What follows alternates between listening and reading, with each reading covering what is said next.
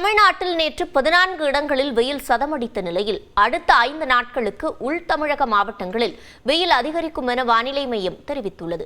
அதே நேரம் வரும் வியாழக்கிழமை முதல் தமிழ்நாட்டில் கனமழைக்கு வாய்ப்பிருப்பதாக கணித்துள்ளது.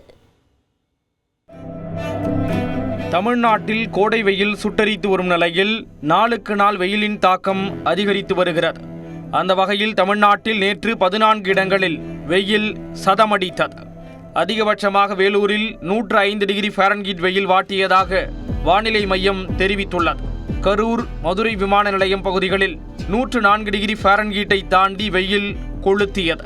ஈரோட்டில் 103 டிகிரி ஃபாரன்ஹீட்டும், மதுரை மாநகர், நாமக்கல், திருச்சி ஆகிய இடங்களில் 102 டிகிரி ஃபாரன்ஹீட் வெயிலும் வாட்டியது. திருப்பத்தூர், தருமபுரி, சென்னை மீனம்பாக்கம், கோவை ஆகிய இடங்களில் அதிகபட்ச வெப்பநிலை 101 டிகிரி ஃபாரன்ஹீட்டை தாண்டியது. திருத்தணி, சேலம், பாளையங்கோட்டை ஆகிய இடங்களில் வெயில் சதமடித்ததாக வானிலை மையம் தெரிவித்துள்ளது. இந்நிலையில் அடுத்த 5 நாட்களுக்கு உள் தமிழக மாவட்டங்களில் ஒரு சில இடங்களில் அதிகபட்ச வெப்பநிலை இயல்பை விட 3 டிகிரி செல்சியஸ் வரை அதிகரிக்க வாய்ப்பு உள்ளதாக வானிலை மையம் கணித்துள்ளது. காற்றில் ஈரப்பதம் அதிகமாக இருப்பதால் கடலோர தமிழகம் மற்றும் புதுச்சேரி, காரைக்கால் பகுதிகளில் ஒருவித புழுக்கமும் அசௌகரியமும் ஏற்பட வாய்ப்புள்ளதாக எச்சரித்துள்ளது. சென்னையில் அதிகபட்ச வெப்பநிலை 100 டிகிரி ஃபாரன்ஹீட் வரை உயரக்கூடும் என்பதால் வெப்பத்தின் தாக்கம் அதிகமாகவே இருக்கும் என்றும் கணிக்கப்பட்டுள்ளது. இந்நிலையில் வரும் வெள்ளிக்கிழமை முதல் சென்னை மற்றும் அதனை சுற்றியுள்ள மாவட்டங்களில் கடும் வெயில் சுட்டரிக்கும் என்றும் மாநிலத்தின் பிற பகுதிகளில் மழை திரும்பும் என்றும் தனியார் வானிலை ஆய்வாளர் பிரதீப் ஜான் தெரிவித்துள்ளார். சென்னையை பொறுத்தவரைக்கும் அடுத்த சில நாட்களுக்கு 37, 38, அதாவது உள்பகுதிகளில், கடலோர பகுதிகளில் நமக்கு 36 டிகிரி இந்த மாதிரி நம்ம இருக்கிறதுக்கு வாய்ப்பு இருக்கிறத பார்க்குறோம். சென்னை மற்றும் அதனை சுற்றியுள்ள வட மாவட்டங்களில் வரும் வெள்ளி மற்றும் சனிக்கிழமை காலை 11 மணி முதல் பிற்பகல் 3:30 மணி வரை வெளியில் செல்வதை தவிர்க்க வேண்டுமென பிரதீப் ஜான் அறிவுறுத்தியுள்ளார். அதே சமயம் உள் தமிழகம் மற்றும் மேற்கு தமிழகத்தில் நாளை மற்றும் வரும் வியாழனன்று மழைக்கு வாய்ப்பு இருப்பதாக பிரதீப் ஜான் தெரிவித்துள்ளார். இதனிடையே நெல்லையில் கடந்த சில நாட்களாக கடுமையான வெயில் நிலவிய நிலையில் அம்பாசமுத்திரம் மற்றும் அதன் சுற்றுவட்டார பகுதிகளில் இடி மின்னலுடன் கோடை மழை கொட்டி தீர்த்ததால் குளிர்ச்சியான சூழல் நிலவியது. இதேபோல் வரும் வியாழக்கிழமை முதல் சனிக்கிழமை வரை தமிழ்நாட்டில் கனமழைக்கு வாய்ப்புள்ளதாக வானிலை மையம் கணித்துள்ளது. தமிழ்நாட்டின் மேல் வளிமண்டல காற்றழுத்த தாழ்வுப்பாதை நிலவுவதால் ஒரு வாரத்திற்கு மழை நீடிக்கும் என தெரிவித்துள்ளது. மேற்கு தொடர்ச்சி மலை மாவட்டங்கள், தென் தமிழக கடலோர மாவட்டங்களில் இன்று முதல் 3 நாட்களுக்கு மிதமான மழை பெய்யக்கூடும் என்றும் டெல்டா மாவட்டங்களின் கடலோர பகுதிகளிலும் மிதமான மழைக்கு வாய்ப்பு உள்ளதாக குறிப்பிட்டுள்ளது. வரும் வியாழக்கிழமை முதல் சனிக்கிழமை வரை நீலகிரி, கோயம்புத்தூர், ஈரோடு மாவட்டங்களிலும் சேலம், கிருஷ்ணகிரி, தருமபுரி மாவட்டங்களிலும் கனமழை பெய்யக்கூடும் என கணித்துள்ளது. அதேபோல வேலூர், திருப்பத்தூர் மாவட்டங்களில் வரும் சனி மற்றும் ஞாயிற்றுக்கிழமைகளில் பலத்த காற்றுடன் கூடிய கனமழைக்கு வாய்ப்புள்ளதாக கூறியுள்ளது. மறுபுறம் தமிழ்நாட்டில் முன்கூட்டியே தென்மேற்கு பருவமழை தொடங்கும் என இந்திய வானிலை ஆய்வு மையம் தெரிவித்துள்ளது. வழக்கமாக தமிழ்நாடு, கேரளாவில் ஜூன் 1ஆம் தேதி தென்மேற்கு பருவமழை தொடங்கும் நிலையில் இந்த ஆண்டு முன்கூட்டியே தொடங்க உள்ளது. அதே நேரம் இந்த ஆண்டு தென்மேற்கு பருவமழை சராசரியை விட குறைவாக இருக்கும் என இந்திய வானிலை மையம் கணித்துள்ளது. தமிழ் திரையுலகில் இனி பெரிய பட்ஜெட் படங்கள் வருவாய் பகிர்வு அடிப்படையில் மட்டுமே தயாரிக்கப்படும் என தயாரிப்பாளர் சங்கம் தீர்மானம் நிறைவேற்றியுள்ளது. இது முன்னணி நடிகர்களுக்கு விடுக்கப்பட்டுள்ள செக்கா என கேள்வி எழுந்துள்ளது. சென்னை வள்ளுவர் கோட்டத்தில் தமிழ் திரைப்பட தயாரிப்பாளர் சங்கத்தின் புதிய நிர்வாகிகளின் முதல் கூட்டம் நடைபெற்றது. தலைவர் GKM தமிழ்குமரன் தலைமையிலான இந்த கூட்டத்தில் பொருளாளர் சுபாஷ் சந்திரபோஸ், முன்னாள் உறுப்பினர் SA சந்திரசேகர், கலைப்புலி S தானு, மாநிலங்களவை உறுப்பினர் LK சுதீஷ் உள்ளிட்டோர் கலந்து கொண்டனர். இந்த கூட்டத்தில் நிறைவேற்றப்பட்ட தீர்மானம்தான் தற்போது தமிழ் திரையுலகில் பேசுபொருளாகியுள்ளது. தமிழ் சினிமாவில் பெரிய பட்ஜெட் படங்கள் இனி ரெவென்யூ ஷேர் என்ற வருவாய் பகிர்வு முறையில் மட்டுமே தயாரிக்கப்படும். இதை சினிமா துறையில் உள்ள அனைவரின் கவனத்திற்கு கொண்டு செல்லும் வகையில் மே 2ஆம் தேதி ஒரு நாள் அடையாள வேலைநிறுத்தம் மேற்கொள்ளப்படும் என முடிவு செய்யப்பட்டது.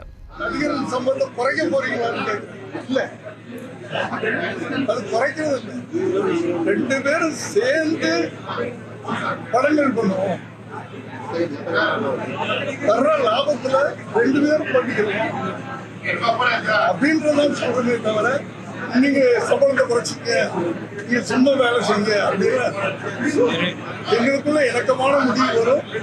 அப்படித்தான் நாங்க பேசுவோம். இதேபோல OTT தள பிரச்சனைக்கும் விரைவில் தீர்வு காணப்படும் என GKM தமிழ்குமரன் தெரிவித்தார். OTT-யோட சைன் பண்ணிட்டோம் அப்படின்னா குறிப்பிட்ட தேதிக்குள்ள நீங்க தியேட்டர்ல ரிலீஸ் பண்ணாலும் பண்ணனாலும் நாங்க OTT-ல பண்ணிடுவோம். ஸோ இது வந்து தயாரிப்பாளர்களுக்கு இதுவும் நேரடியான ஒரு பாதிப்பை ஏற்படுத்தலாம். ஹை லெவல் கமிட்டி ஒன்று போட்டு ஃபார்ம் பண்ணிட்டு நாங்கள் வெளியிடுவோம். அதில் ரொம்ப முக்கிய எஸ்ஐ சார் அந்த மாதிரி ரொம்ப முக்கியமானவங்க, ஏற்கனவே ரொம்ப அனுபவம் வாய்ந்த தயாரிப்பாளர் அவங்க வச்சு ஒரு ஹை லெவல் கமிட்டி பண்ணிட்டு அதுக்கு என்னென்ன சீர் பண்ணலாம் அதெல்லாம் நாங்கள் பண்ணிட்டு இருக்கோம். கண்டிப்பாக அது இந்த மாதத்துல எல்லாம் முடிவு பண்ணிடுவோம். OTT நாங்கள் நிர்வாகம் வந்து 1 மாதம் 2 மாதம் ஆகும் போது இந்த தேர்தல்னால எதுவும் பண்ண முடியாது. கண்டிப்பாக ஒரு மாதத்துல எல்லாத்துக்கும் ஒரு தீர்வு வரும். தமிழ்நாட்டில் திரையரங்குகளில் ஒரு நாளைக்கு 5 காட்சிகளை ஒளிபரப்ப புதிதாக பொறுப்பேற்க இருக்கும் அரசிடம் வலியுறுத்துவோம் என்றும் தமிழ்குமரன் கூறினார். தமிழ் திரைப்பட உலகில் ரஜினி, கமல், விஜய், அஜித் உள்ளிட்ட முன்னணி நடிகர்கள் ஒரு படத்திற்கு 150 கோடி ரூபாய் வரை ஊதியம் பெறுவதாக கூறப்படுகிறது. படம் தொடங்கும் போதே ஒரு பெரும் தொகையை நடிகர்கள் பெற்றுவிடும் நிலையில் படம் தோல்வியடைந்தால் தயாரிப்பாளர் மட்டுமே முழு பாதிப்பையும் ஏற்க வேண்டிய சூழல் உள்ளது. இந்த சூழலில் தயாரிப்பாளர்கள் முன்வைக்கும் கோரிக்கையை நடிகர்கள், குறிப்பாக உச்ச நடிகர்கள் ஏற்பார்களா என்ற கேள்வி எழுந்துள்ளது. தொடர்ந்து 1 நிமிட செய்திகளை பார்க்கலாம். ஐஸ்கிரீம்கள் தயாரிப்பு நிறுவனங்களை கண்காணிக்க அதிகாரிகளுக்கு உணவு பாதுகாப்புத்துறை உத்தரவிட்டுள்ளது. தமிழகம் முழுவதும் கோடை வெயில் சுட்டெரித்து வரும் நிலையில் மக்கள் குளிர்ச்சியை தேடி ஐஸ்கிரீம் மற்றும் குளிர்பானங்களை அதிக அளவில் வாங்கி வருகின்றனர். இதை பயன்படுத்தி தரம் குறைந்த மற்றும் கலப்பட பொருட்கள் விற்பனை செய்யப்படுவதை தடுக்க உணவு பாதுகாப்புத்துறை அதிரடி உத்தரவுகளை பிறப்பித்துள்ளது. உணவு பாதுகாப்புத்துறை உரிமம் பெறாமல் ஐஸ்கிரீம் உற்பத்தி செய்வது, இயற்கை சர்க்கரைக்கு பதிலாக செயற்கை இனிப்புகள், அதிகப்படியான நிறமைகளை சேர்ப்பது, சலவைத்தூள் கூட்டு பொருட்கள் மற்றும் குளிர்பானங்களில் பாஸ்பரிக் அமிலம் போன்றவற்றை சேர்ப்பது உள்ளிட்டவற்றை கண்காணிக்க அதிகாரிகளுக்கு அறிவுறுத்தப்பட்டுள்ளது. ஐஸ்கிரீம் மற்றும் குளிர்பானங்கள் தயாரிக்க அசுத்தமான நீர் பயன்படுத்தப்படுகிறதா என்று உற்பத்தி நிறுவனங்களை தீவிரமாக கண்காணிக்க மாவட்ட அதிகாரிகளுக்கு உத்தரவிடப்பட்டுள்ளது.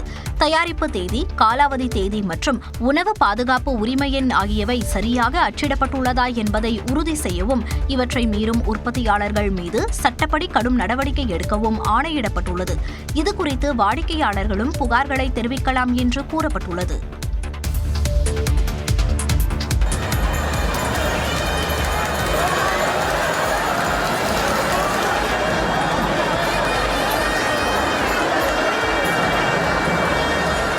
மதுரை அரசாளும் மீனாட்சி அம்மனுக்கு பட்டாபிஷேக விழா கோலாகலமாக நடைபெற்றது. உலக புகழ்பெற்ற சித்திரை திருவிழா கடந்த 19ஆம் தேதி கொடியேற்றத்துடன் தொடங்கியது. திருவிழாவின் முக்கிய நிகழ்ச்சியான மீனாட்சி அம்மனுக்கு பட்டாபிஷேகம் சூடும் விழா வெகு விமர்சையாக நடைபெற்றது. அம்மனுக்கு ராயர் கீடம் சுட்டி நவரத்தினத்தால் ஆன செங்கோலை வழங்கி பட்டத்து அரசியாக பட்டாபிஷேகம் சூட்டப்பட்டது.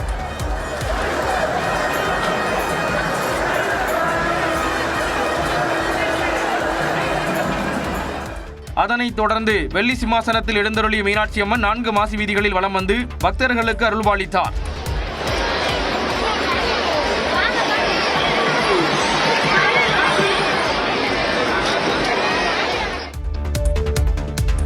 மேற்கு வங்க சட்டமன்ற தேர்தல் மூலம் அநீதிக்கு முடிவு கட்டுவோம் என்று பிரதமர் மோடி சூளுரைத்துள்ளார். மேற்கு வங்க சட்டப்பேரவை தேர்தலின் 2ஆம் கட்ட வாக்குப்பதிவு ஏப்ரல் 29ஆம் தேதி நடைபெறவுள்ள நிலையில் வடக்கு 24 பர்கானாஸ், ஹூக்ளி உள்ளிட்ட இடங்களில் பிரதமர் மோடி பரப்புரை மேற்கொண்டார். அப்போது பாஜக ஆட்சிக்கு வந்ததும் பெண்களுக்கு ஆண்டுதோறும் 36,000 ரூபாய் வங்கிக் கணக்கில் நேரடியாக செலுத்தப்படும் என்று உறுதியளித்தார். मां, माटी और मानुष ये शब्द तक नहीं निकलते। आखिर क्यों? क्या कारण है? முன்னதாக கொல்கத்தாவில் உள்ள 300 ஆண்டுகள் பழமையான புகழ்பெற்ற தந்தானியா காளி கோயிலுக்கு சென்று பிரதமர் வழிபட்டார்.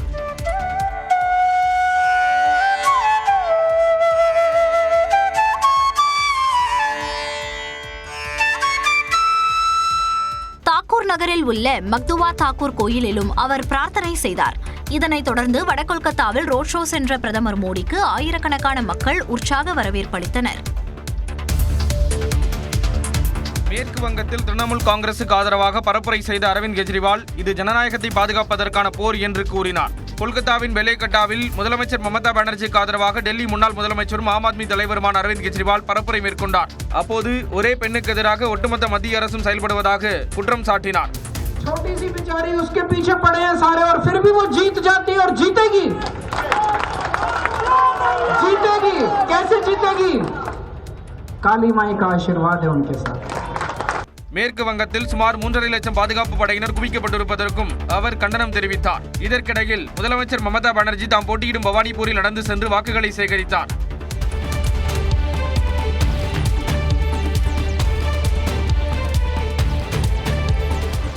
மேற்கு வங்கத்தில் 2ஆம் கட்ட வாக்குப்பதிவு ஏப்ரல் 29ஆம் தேதி நடைபெற உள்ளது குறிப்பிடத்தக்கது. கோடை விடுமுறையை கொண்டாட ஒகேனக்கல் அருவியில் குவிந்த சுற்றுலா பயணிகள் குடும்பத்துடன் பரிசலில் பயணம் செய்து மகிழ்ந்தனர்.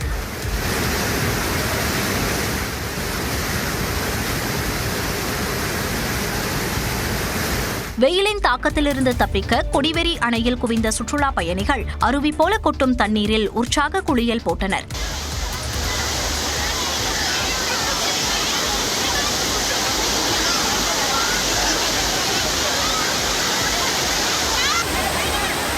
கொடைக்கானலில் கோடை சீசன் தொடங்கியதை அடுத்து சுற்றுலா பயணிகள் வருகை அதிகரித்து குணா குகை, பைன்மர சோலை, மோயர் சதுக்கம் உள்ளிட்ட பகுதிகளில் கூட்டம் அலைமோதியது. உடுமலை அருகே திருமூர்த்திமலை பஞ்சலிங்க அருவியில் சுற்றுலா பயணிகள் குளித்து மகிழ்ந்தனர். பின்னர் அமனலிங்கேஸ்வரர் கோயிலில் வழிபட்டனர். கோடை விடுமுறையொட்டி திருப்பரப்பு அருவியிலும் சுற்றுலா பயணிகள் குவிந்தனர். மிதமான அளவில் தண்ணீர் வரத்து உள்ள நிலையில் உற்சாகமாக குளித்து மகிழ்ந்தனர்.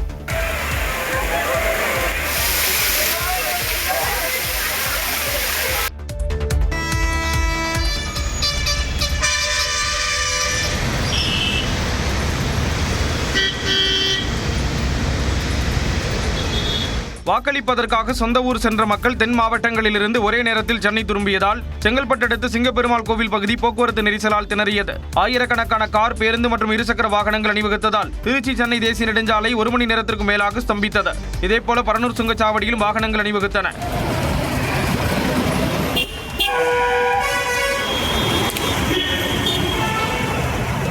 விக்கிரவாண்டி சுங்கச்சாவடியில் 6 வழிகளுக்கு பதிலாக கூடுதலாக 2 வழிகள் திறக்கப்பட்டு மொத்தம் 8 வழிகளில் வாகனங்கள் அனுமதிக்கப்பட்டன. சென்னை தாம்பரம் ரயில் நிலையத்திலும் பொதுமக்கள் கூட்டம் அலைமோதியது.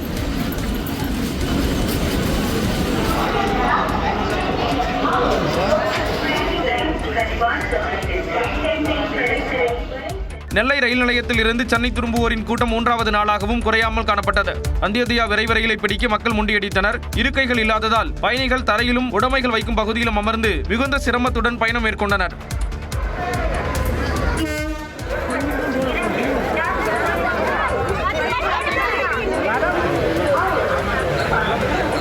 வட மாநிலங்களிலிருந்து கோவை நோக்கி வந்த ரயில்களில் திருப்பூரில் இறங்கிய பயணிகளின் எண்ணிக்கையால் ரயில் நிலையம் முழுவதும் மக்கள் கூட்டமாக காட்சியளித்தது. இளநிலை நீட் தேர்வுக்கான நுழைவுச் சீட்டை தேசிய தேர்வு முகமை வெளியிட்டுள்ளது. நாடு முழுவதும் MBBS, BDS, சித்தா உள்ளிட்ட மருத்துவ படிப்பில் சேர்வதற்கான நீட் நுழைவுத் தேர்வு வரும் ஞாயிற்றுக்கிழமை பிற்பகல் 2 மணி முதல் மாலை 5 மணி வரை நடைபெற உள்ளது. இந்த தேர்வை எழுத தமிழ்நாட்டில் 2 லட்சம் மாணவ மாணவிகள் உட்பட நாடு முழுவதும் 28 லட்சம் பேர் விண்ணப்பித்துள்ளனர். தேர்வுக்கான ஏற்பாடுகளை தேசிய தேர்வு முகமை செய்து வரும் நிலையில் நுழைவுச் சீட்டை வெளியிட்டுள்ளது. தேர்வர்கள் தேசிய தேர்வு முகமையின் அதிகாரப்பூர்வ இணையதளத்தில் நுழைவுச் சீட்டை பதிவிறக்கம் செய்து கொள்ளலாம் என்றும் விண்ணப்ப எண் மற்றும் பிறந்த தேதியை பயன்படுத்தி நுழைவுச் சீட்டை பதிவிறக்கம் செய்து கொள்ள முடியும் என்றும் தேர்வு முகமை தெரிவித்துள்ளது. IPL தொடரில் குஜராத் அணிக்கு எதிரான போட்டியில் சென்னை அணி 8 விக்கெட் வித்தியாசத்தில் தோல்வியடைந்தது. சென்னை சேப்பாக்கம் மைதானத்தில் நடைபெற்ற போட்டியில் டாஸ் வென்ற குஜராத் பந்து வீசியது. சென்னையின் தொடக்க வீரர் சஞ்சு சாம்சன் 11 ரன்களில் வெளியேறிய நிலையில் சென்னைக்காக முதல் போட்டியில் விளையாடிய ஊர்வில் பட்டேல் 4 ரன்களிலும் சர்ஃபரஸ் கான் ரன் ஏதும் எடுக்காமலும் வெளியேறினர். சீரான இடைவெளிகளில் சென்னை வீரர்கள் அவுட் ஆன நிலையில் கேப்டன் ருதுராஜ் மட்டும் கடைசி வரை ஆட்டமிழக்காமல் 74 ரன்கள் சேர்த்தார். சென்னை அணி 20 ஓவர்களில் 7 விக்கெட் இழப்புக்கு 158 ரன்கள் சேர்த்தது. தொடர்ந்து விளையாடிய குஜராத் அணிக்கு சென்னை மண்ணின் மைந்தன் சாய் சுதர்ஷன் சிறப்பான அடித்தளம் அமைத்து தந்தார். குஜராத் கேப்டன் சுப்மன் கில் 33 ரன்களில் வெளியேறிய நிலையில் சாய் சுதர்ஷன் 87 ரன்கள் குவித்து ஆட்டமிழந்தார். பட்லர் சிக்ஸருடன் ஆட்டத்தை முடிக்க குஜராத் அணி 16.4 ஓவர்களில் 2 விக்கெட் இழப்புக்கு 162 ரன்கள் எடுத்து 8 விக்கெட் வித்தியாசத்தில் வெற்றி பெற்றது. ஆயுஷ் மாத்திரே தான் சூப்பர். ஈவன் கார்த்திக் ரொம்பவே ஹோப்ஸ் இந்த ஸ்டார்டிங் ஆஃப் தி சீசன். ஆனா அது ஆயுஷ் மாத்திரம் இன்ஜர்ட் ஆயிடுச்சு, ரொம்பவே பிளேயர்ஸ் இன்ஜர்ட் ஆயிடுச்சுங்க. அது நம்ம பேட் லக் இந்த சீசனுக்கு. பட் அன்பார்ச்சுனேட்டா பிட்ச் வந்து ஸ்பின்னும் சப்போர்ட் பண்ணல. நம்ம கிட்ட 2 ஸ்பின்னர்ஸோட ஸ்குவாட்ல போயிருந்தோம். நம்ம நல்ல ஸ்பீட்ல வர்ற பாலெல்லாம் கொஞ்சம் இம்ப்ரூவ் பண்ணி அடிக்க பார்க்கணும். நல்ல பால் ஆடுறாங்கன்னு சொல்லி எல்லா பாலையும் டாட் போட்டுட்டு இருந்தா மேட்ச் அடிக்க முடியாது. 8 போட்டிகளை விளையாடிய சிஎஸ்கே 3 வெற்றிகளுடன் புள்ளிப்பட்டியலில் 6வது இடத்தில் உள்ளது. புதுச்சேரியில் மும்மொழி கொள்கை கட்டாயமாக்கப்பட்டுள்ள நிலையில் வரும் கல்வியாண்டு முதல் ஹிந்தியை கட்டாயமாக கற்கும் நிலை ஏற்பட்டுள்ளது.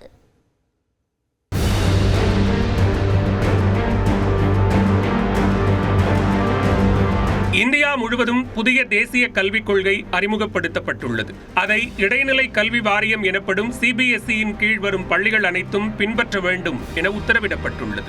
இந்த நிலையில் புதிய மொழிக் கொள்கை தொடர்பான சுற்றறிக்கையை அனைத்து பள்ளி நிர்வாகிகளுக்கும் சிபிஎஸ்இ நிர்வாகம் அனுப்பியுள்ளது. இதன்படி 2026-2027 கல்வியாண்டு முதல் 6ஆம் வகுப்பு மாணவர்களுக்கு மும்மொழிக் கொள்கை அமல்படுத்தப்படுவதாகவும் 3 மொழிகளில் 2 மொழிகள் கட்டாயம் இந்திய மொழிகளாக இருக்க வேண்டும் என்றும் தெரிவிக்கப்பட்டுள்ளது. அனைத்து பள்ளிகளும் 7 நாட்களுக்குள் 3வது இந்திய மொழி கற்பிப்பதை உறுதி செய்யுமாறு அறிவுறுத்தப்பட்டுள்ளது. பள்ளிகள் தாங்கள் தேர்ந்தெடுத்த 3வது மொழியை இறுதி செய்து அந்தந்த மண்டல அலுவலகங்களுக்கு தெரிவிக்க வேண்டும் என்றும் 6ஆம் வகுப்பில் ஒரு பள்ளியால் அறிமுகப்படுத்தப்படும் 3வது மொழியை மட்டுமே 9 மற்றும் 10ஆம் வகுப்புகளில் விருப்ப பாடங்களாக தேர்ந்தெடுக்க முடியும் என தெரிவிக்கப்பட்டுள்ளது. சிபிஎஸ்இயின் இந்த உத்தரவு புதுச்சேரி மாணவர்களிடையே, குறிப்பாக அரசு பள்ளி மாணவர்களிடையே பெரும் பிரச்சனையை ஏற்படுத்தியுள்ளது. ஏனென்றால் புதுச்சேரி யூனியன் பிரதேசத்தில் உள்ள அரசு பள்ளிகள் அனைத்தும் கடந்த 2024ஆம் ஆண்டு முதல் சிபிஎஸ்இ பாடத்திட்டத்திற்கு மாற்றப்பட்டன. புதுச்சேரி மாணவர்கள் தற்போது பெரும்பாலும் ஆங்கில வழியில் கல்வி கற்கும் நிலையில் பிரெஞ்சு மற்றும் இந்தியை கூடுதலாக கற்று வருகின்றனர். புதிய மொழிக் கொள்கையின்படி ஒரு வெளிநாட்டு மொழிதான் கற்க வேண்டும் என்பதால் ஆங்கிலம் தவிர்த்து பிரெஞ்சு மொழியை கற்க முடியாத சூழல் ஏற்பட்டுள்ளது. சிபிஎஸ்இயின் இந்த சுற்றறிக்கையை சுட்டிக்காட்டி பெற்றோர்களுக்கு சுற்றறிக்கை அனுப்பியுள்ள ஒரு பள்ளி நிர்வாகம் 6ஆம் வகுப்புகளுக்கு தமிழ் மற்றும் இந்தி மட்டுமே 2ஆம் மொழியாக கற்பிக்கப்படும் என அனைத்து பள்ளிகள் சார்பில் பெற்றோருக்கு கடிதம் அனுப்பப்பட்டுள்ளது. மேலும் 5ஆம் வகுப்பு முதல் தமிழ் அல்லது இந்தி பாடம் மட்டுமே மொழி பாடமாக இருக்கும் என்றும் 5ஆம் வகுப்பில் பிரெஞ்சு பாடம் எடுத்தவர்கள் 4ஆம் வகுப்பில் படித்த மொழியையே மொழி பாடமாக எடுக்க வேண்டும் என்றும் தெரிவிக்கப்பட்டுள்ளது. கட்டாயமாக இந்தி பாடத்திட்டத்தை 3ஆம் மொழியாக ஒன்றிய அரசு திணித்திருக்கிறது, நேரடியாக திணித்திருக்கிறது. இப்போ ஃபார் எக்ஸாம்பிள் இத்தனை ஆண்டு காலமாக பிரெஞ்சு படித்த மாணவர்கள் இனிமேல் பிரெஞ்சு எடுக்க முடியாது. அவங்க ஆப்வியஸ்லி இங்கிலீஷ் ஆப்ட் பண்ணுவாங்க. அப்போ செகண்ட் லாங்குவேஜுக்கு என்ன எடுப்பாங்கன்னா அவங்க 3வது பாடமாக என்ன படித்தாங்களோ அதை 2வது மொழி பாடமாக எடுத்துக்குவாங்க. புதுச்சேரி மாணவர்கள் வந்து இங்கே இருக்கிற ஏழை எளிய மாணவர்கள் வந்து பிரெஞ்சு படிச்சுட்டு அந்த பிரெஞ்சு நாட்டுக்கு போகிறதுக்கான பாதிப்புகள் உள்ளது. அதனால கட்டாயமாக புதுச்சேரியில் பிரெஞ்சு மொழியை கட்டாயப்படுத்த வேண்டும் என்பது எங்களுடைய 3வது மொழியை கட்டாயமாக்கியுள்ளது மாணவர்களுக்கு சவாலாக இருக்கும் என்றும் விஜயன் தெரிவித்தார்.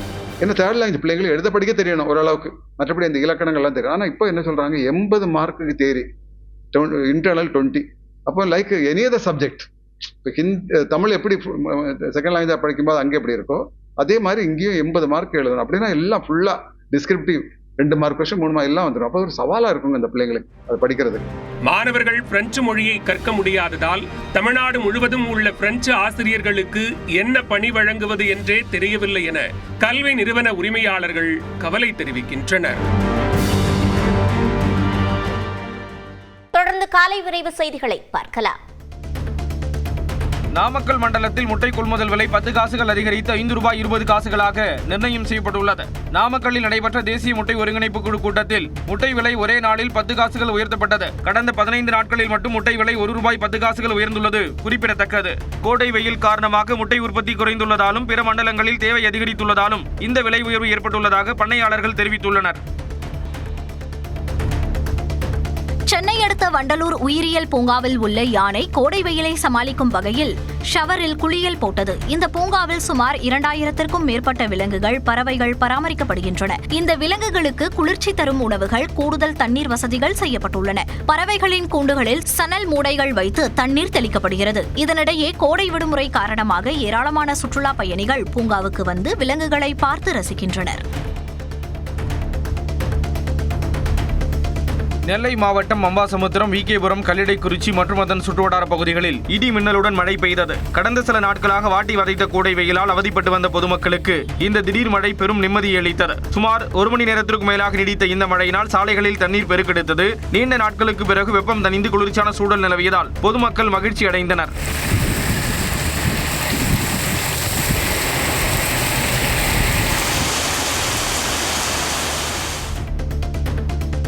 நீலகிரி மாவட்டத்திலும் கோடை வெயிலின் தாக்கம் அதிகரித்து வரும் நிலையில் மசனகுடி ஆற்றில் குரங்குகள் உற்சாகமாக குளியலிட்டு வருகின்றன. ஆற்றுப்பாலத்தின் தடுப்பு சுவர் மற்றும் மூங்கில் மரங்களிலிருந்து குரங்குகள் ஒவ்வொன்றாக தண்ணீரில் டைவடித்து குதித்து நீந்தி விளையாடும் காட்சிகள் காண்போரை கவர்ந்துள்ளது.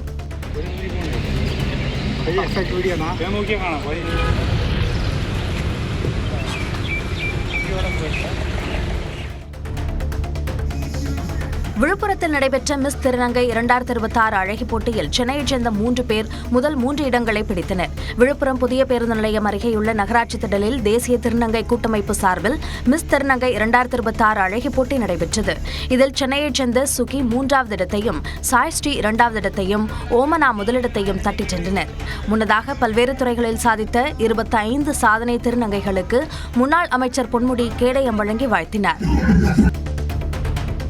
சித்ரா பௌர்ணமியொட்டி திருவண்ணாமலை அண்ணாமலையார் கோவிலில் கிரிவலம் வர உகந்த நேரத்தை கோவில் நிர்வாகம் அறிவித்துள்ளது. ஏப்ரல் 30ஆம் தேதி வியாழக்கிழமை இரவு 9:52 மணி தொடங்கி மறுநாள் மே 1ஆம் தேதி இரவு 11 மணி 8 நிமிடங்கள் வரை சித்ரா பௌர்ணமிக்காக கிரிவலம் செல்லலாம் என்று தெரிவிக்கப்பட்டுள்ளது. அன்றைய தினம் பல்வேறு மாவட்டங்கள், மாநிலங்களிலிருந்து லட்சக்கணக்கான பக்தர்கள் திருவண்ணாமலைக்கு வருவார்கள் என்று எதிர்பார்க்கப்படுகிறது. நாகை மாவட்டம் வேதாரண்யம் பகுதியில் வெயிலின் தாக்கம் அதிகரித்திருப்பதால் உப்பு உற்பத்தி வேகம் பெற்றுள்ளது. அகஸ்தியன்பள்ளி, கடினவயல், கோடியக்காடு உள்ளிட்ட பகுதிகளில் சுமார் 9000 ஏக்கரில் உப்பு உற்பத்தி நடைபெறுகிறது. நூற்றுக்கணக்கான தொழிலாளர்கள் அதிகாலை முதலே உப்பு சேகரிக்கும் பணியில் தீவிரமாக ஈடுபடுகின்றனர். தற்போது 1 டன் உப்பு 1000 முதல் 1500 ரூபாய் வரை விற்பனை செய்யப்படுகிறது. இந்த ஆண்டு உப்பு உற்பத்தி சுமார் 6 லட்சம் மெட்ரிக் டன்னை எட்டும் என்று உற்பத்தியாளர்கள் நம்பிக்கை தெரிவிக்கின்றனர். திருச்சி மலைக்கோட்டை தாயுமான சுவாமி கோயிலில் சித்திரை திருவிழாவின் முக்கிய நிகழ்வான திருக்கல்யாண வைபவம் நூற்றுக்கால் மண்டபத்தில் விமர்சையாக நடைபெற்றது. வேத மந்திரங்கள் முழங்க தாயுமானவர் சுவாமி மட்டுவார் குழலம்மையாருக்கு தாலி சூட்டும் நிகழ்வில் ஆயிரக்கணக்கான பக்தர்கள் கலந்து கொண்டு தரிசனம் செய்தனர். விழாவின் சிகர நிகழ்ச்சியான பெரிய தேரோட்டம் வரும் 29ஆம் தேதி நடைபெற உள்ளது குறிப்பிடத்தக்கது. உதகை அருகே பார்சன்ஸ் வேலி மற்றும் பைக்கார வனப்பகுதியில் கடந்த 1 வாரமாக நீடிக்கும் காட்டுத்தீயால் இதுவரை சுமார் 5000 ஏக்கர் பரப்பளவிலான வனப்பகுதிகள் எரிந்து நாசமாகியுள்ளன. ஹெலிகாப்டர் மூலம் தண்ணீர் ஊற்றி அணைக்கும் பணி மேற்கொள்ளப்பட்ட நிலையில் காற்றின் வேகம் அதிகமாக உள்ளது. இதனால் ஹெலிகாப்டர் மூலம் தீயை அணைக்கும் பணி தற்போது தற்காலிகமாக கைவிடப்பட்டுள்ளது. நெல்லை மாவட்டம் வள்ளியூரில் உள்ள சுப்பிரமணிய சுவாமி கோவில் சித்திரை தேரோட்ட திருவிழா விமர்சையாக நடைபெற்றது. கடந்த 18ஆம் தேதி கொடியேற்றத்துடன் விழா தொடங்கி தினமும் சுவாமி அம்பாளுக்கு சிறப்பு அபிஷேகங்கள் மற்றும் வாகனங்களின் வீதி உலா நடைபெற்றன. இதன் 9ஆம் நாள் நிகழ்வான தேரோட்டம் சிறப்பாக நடைபெற்றது. பக்தர்கள் அரோகரா கோஷம் முழங்க தேரை வடம்பிடித்து இழுத்தனர்.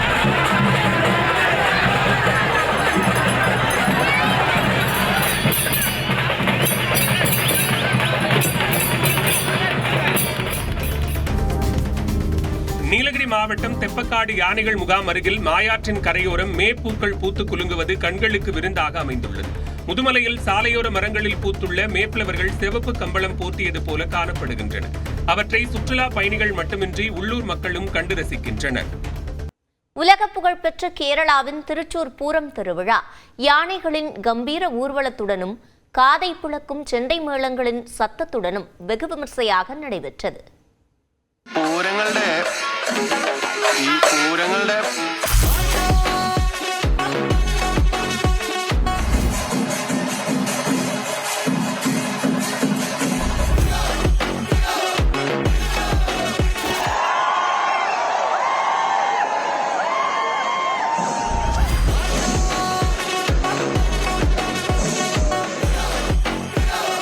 பூரங்களின் தாய் என்று அழைக்கப்படும் திருச்சூர் வடக்குநாதன் கோயிலில் ஆண்டுதோறும் நடைபெறும் உலக புகழ்பெற்ற பிரம்மாண்டமான திருவிழா பூரமாகும். இந்த திருவிழாவை முன்னிட்டு பாரமேகாவு பகவதியம்மன் கோவில் மற்றும் திருவம்பாடி ஸ்ரீ கிருஷ்ணர் கோவில் நிர்வாகத்தினர் போட்டி போட்டுக்கொண்டு யானைகளின் ஆடை, ஆபரண அலங்கார பொருட்களின் கண்காட்சியான யானை சமயம் நிகழ்ச்சியை நடத்தினர்.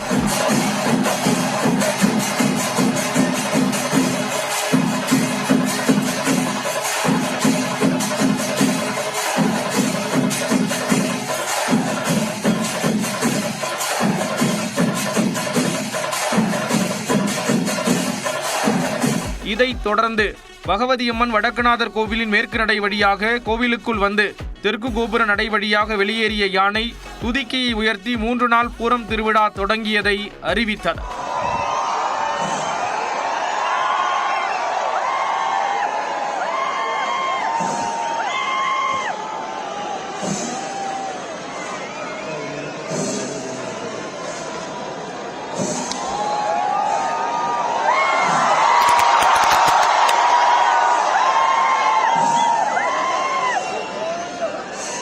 இதையடுத்து கோபுர நடை வழியாக உற்சவர் கனிமங்கலம் சாஸ்தா யானை மீது எழுந்தருள பூரத்தின் முக்கிய நிகழ்ச்சிகள் தொடங்கின.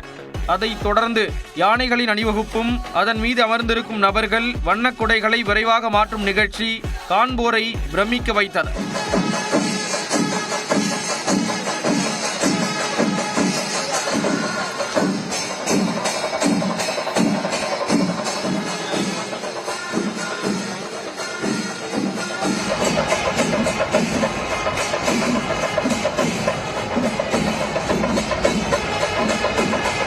இதனிடையே கடந்த 21ஆம் தேதி முண்டத்திக்கோடு பட்டாசாலை வெடிவிபத்தில் உயிரிழந்த 15 பேருக்கு அஞ்சலி செலுத்தப்பட்டது.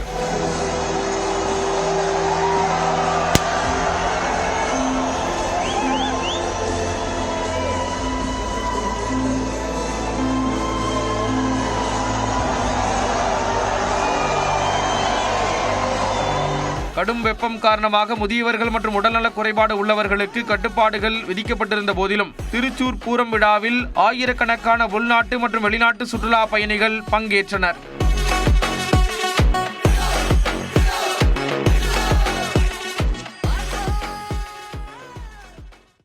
தொடர்ந்து காலை எக்ஸ்பிரஸ் செய்திகளை பார்க்கலாம். புதுச்சேரியில் விபத்தில் மூளைச்சாவு அடைந்தவரின் உடல் உறுப்புகள் தானம் செய்யப்பட்டன. டிஎன் பாளையத்தைச் சேர்ந்த வரதன் என்பவர் சாலை விபத்தில் படுகாயமடைந்த நிலையில் மூளைச்சாவு அடைந்ததாக அறிவிக்கப்பட்டார். இதையடுத்து அவரது உடல் உறுப்புகளை தானம் செய்ய குடும்பத்தினர் முன்வந்தனர்.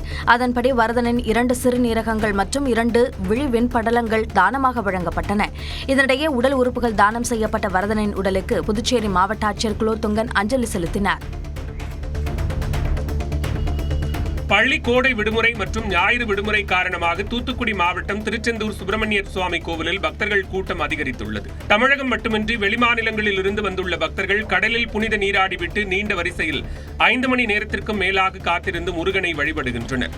பக்தர்களின் வருகையால் திருச்செந்தூர் நகர் முழுவதும் போக்குவரத்து நெரிசல் நிலவியது.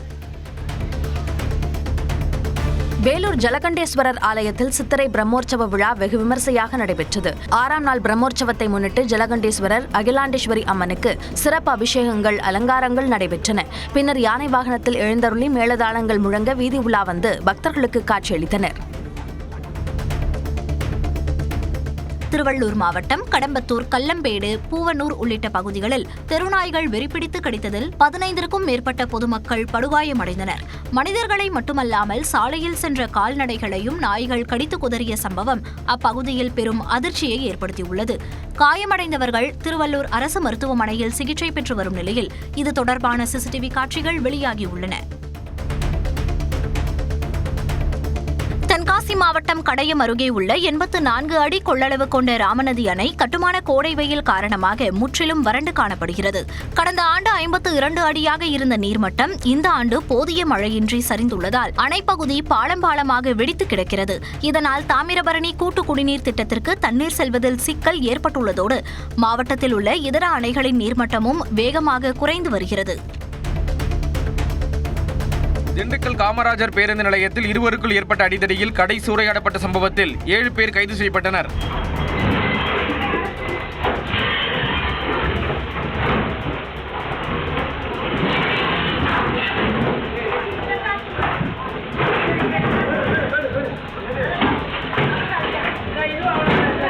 திமுக பிரமுகர் பிராங்க்லின் என்பவரது கடை அடித்து நொறுக்கப்பட்ட நிலையில் எதிர்த்தரப்பினரை தாக்கியதாக அளிக்கப்பட்ட புகாரில் பிராங்க்லின், சிவகுமார் ஆகிய இருவரும் கைது செய்யப்பட்டனர்.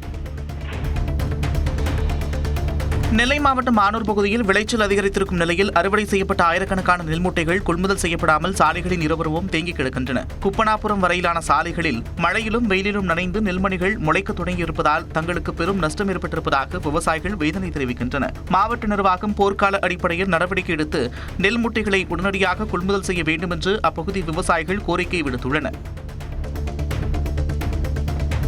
கோயம்புத்தூர் செட்டிப்பாளையம் பைபாஸ் சாலை அருகே உள்ள காலி மைதானத்தில் இளைஞர்கள் கிரிக்கெட் விளையாடிக் கொண்டிருந்த போது திடீரென சிறிய அளவிலான சுழல் காற்று உருவானது. இதனை பார்த்த இளைஞர்கள் அலறி அடித்துக் கொண்டு ஓடிய நிலையில் அங்கிருந்த கிரிக்கெட் தரைவிரிப்பு மற்றும் விளையாட்டு உபகரணங்களை சுழல் காற்று வானில் தூக்கி வீசியது.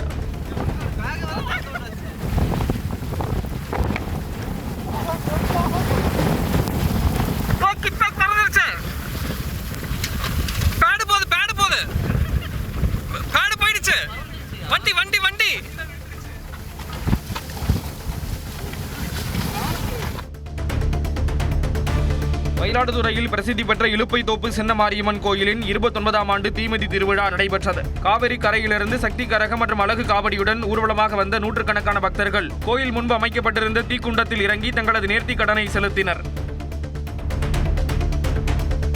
கோயம்புத்தூர் மாவட்டம் மேட்டுப்பாளையம் அருகே உள்ள கல்லார் பகுதியில் தனியார் விவசாய தோட்டத்திற்குள் புகுந்த 12 அடி நீள மலைப்பாம்பை வனத்துறையினர் பத்திரமாக மீட்டனர். கோடை வெயிலின் தாக்கம் அதிகரிப்பால் ஊடுருவி மலைப்பாம்பை அடர்ந்த வனப்பகுதியில் உள்ள நீரோடை அருகே விடுவித்தனர். மது அருந்திய இளைஞர்கள் அடாவடியில் ஈடுபட்ட வீடியோ வெளியாகி அதிர்ச்சியை ஏற்படுத்தியுள்ளது. புத்தூர் பகுதியில் உள்ள விஎன்பி தெருவைச் சேர்ந்த சந்துரு என்பவரது வீட்டின் முன்பு அமர்ந்து சில இளைஞர்கள் மதுபோதையில் அட்டூழியம் செய்தனர். இதனை சந்துரு தட்டி கேட்டதால் கஞ்சா போதையில் இருந்த இளைஞர்கள் அவரை தகாத வார்த்தைகளில் பேசி தாக்கியுள்ளனர். இந்த சம்பவத்தின் வீடியோ காட்சிகள் வெளியான நிலையில் காவலர்கள் இது தொடர்பாக விசாரணை நடத்தி வருகின்றனர்.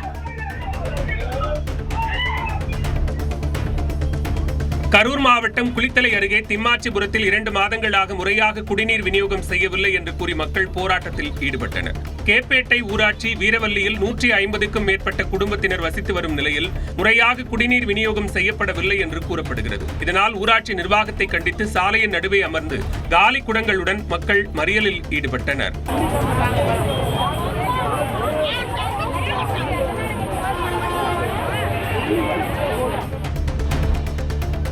கோடை வெப்பத்திலிருந்து தப்பிக்க கோயம்புத்தூர் மாவட்டம் பொள்ளாச்சி அருகே உள்ள ஆழியார் ஆற்றில் நூற்றுக்கணக்கான சுற்றுலா பயணிகள் குவிந்தனர். ஆழியார் அணை, சிறுவர் பூங்கா மற்றும் ஆற்றுப் பகுதியில் சுற்றுலா பயணிகள் குடும்பத்துடன் நேரத்தை செலவிட்டனர். ஆற்றில் இறங்கி குழந்தைகளுடன் உற்சாகமாக குளித்தும் செல்ஃபி எடுத்தும் மகிழ்ந்தனர்.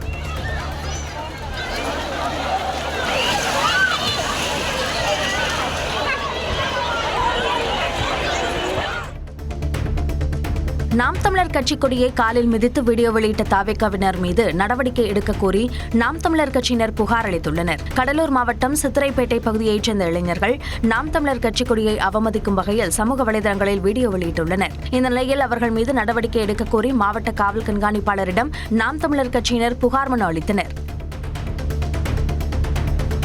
தென்காசி அருகே அரசு பேருந்தில் ஏறிய மூதாட்டி தவறி சாலையில் விழுந்து உயிரிழந்த காட்சி அருகே உள்ள சிசிடிவி கேமராவில் பதிவாகியுள்ளது.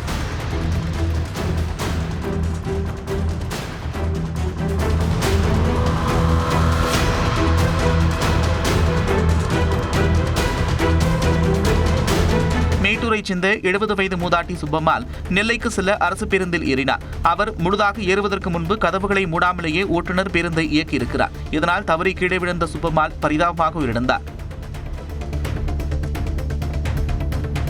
திருச்சியில் 1 கிலோ தங்கம் கொள்ளையடிக்கப்பட்ட விவகாரத்தில் 2 தனிப்படைகள் அமைக்கப்பட்டுள்ளன. பெரியசெட்டி தெருவில் உதய் என்பவரின் வீட்டிற்குள் புகுந்த 4 மர்ம நபர்கள் அவரை அடித்து உதைத்து பீரோவில் இருந்த 1 கிலோ உருக்கிய தங்கத்தையும் அவரது மனைவியின் நகைகளையும் கொள்ளையடித்து சென்றனர். இது தொடர்பாக மாநகர போலீஸ் கமிஷனர் காமினி உத்தரவின் பேரில் 2 தனிப்படைகள் அமைக்கப்பட்டு பல்வேறு கோணங்களில் விசாரணை நடைபெற்று வருகின்றன.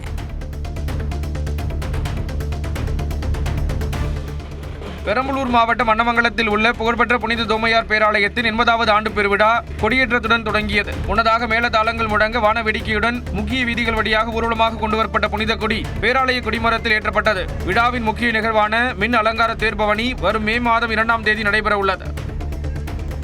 அமெரிக்க அதிபர் டொனால்ட் ட்ரம்ப் பங்கேற்ற விருந்து நிகழ்ச்சியின் போது துப்பாக்கிச்சூடு நடத்தப்பட்ட சம்பவம் பெரும் அதிர்வலைகளை ஏற்படுத்தியுள்ளது. ஈரானுக்கு எதிரான போரில் வெற்றி பெறுவதை துப்பாக்கிச்சூடு சம்பவத்தின் மூலம் தடுத்து நிறுத்த முடியாது என்று ட்ரம்ப் திட்டவட்டமாக தெரிவித்துள்ளார்.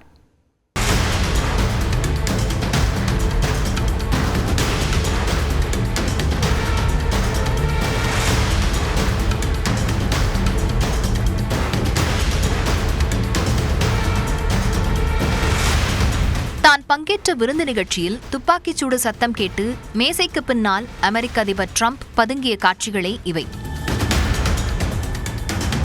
அமெரிக்க அதிபர் ட்ரம்பின் அதிகாரப்பூர்வ இல்லமான வெள்ளை மாளிகை தொடர்பான செய்திகளை சேகரிக்கும் உள்நாடு மற்றும் வெளிநாட்டு பத்திரிகையாளர்களின் சங்க உறுப்பினர்களுக்கு அதிபர் ட்ரம்ப் சனிக்கிழமை இரவு வருடாந்திர விருந்து அளித்தார். வாஷிங்டனில் உள்ள ஹில்டன் நட்சத்திர ஹோட்டலில் நடைபெற்ற இந்நிகழ்ச்சியில் அதிபர் ட்ரம்ப், அவரது மனைவி மெலானியா, துணை அதிபர் JD வான்ஸ் உள்ளிட்டோர் பங்கேற்றிருந்தனர். பத்திரிகையாளர்கள் மட்டுமின்றி அரசியல் கட்சி பிரமுகர்கள், திரையுலகினர் திரளானோர் கலந்து கொண்டனர். விழா அரங்கில் ட்ரம்ப் தனது அருகில் அமர்ந்திருந்தவர்களுடன் கலந்துரையாடிக் கொண்டிருந்தார். அப்போது அங்கு திடீரென துப்பாக்கிச்சூடு சத்தம் கேட்டது.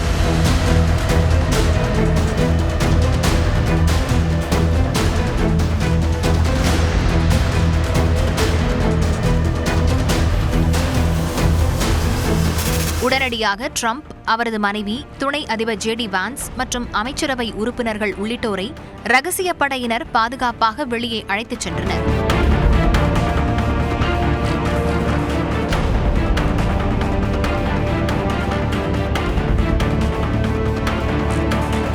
துப்பாக்கிச்சூடு நடத்திய கலிபோர்னியாவைச் சேர்ந்த 31 வயதான கோல் தாமஸ் ஆலன் என்பவரை ரகசிய படையினர் மடக்கி பிடித்து கைது செய்தனர். அந்த நபரிடமிருந்து நீளமான துப்பாக்கி மற்றும் தோட்டாக்களை கைப்பற்றி ஆய்வு செய்து வருவதாக மத்திய புலனாய்வு பிரிவு இயக்குநர் காஷ் பட்டேல் தெரிவித்துள்ளார்.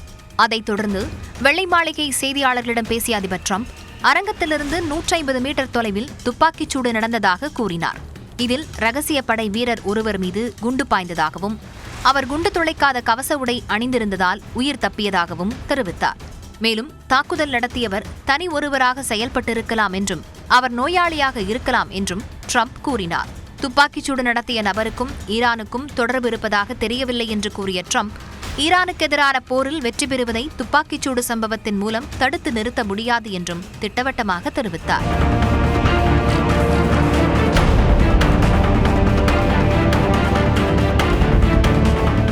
I've studied assassinations, and I must tell you, the most impactful people, the people that do the most, you take a look at the people, Abraham Lincoln, I mean, you go through the people that have gone through this where they got them, but the people that do the most, the people that make the biggest impact, they're the ones that they go after.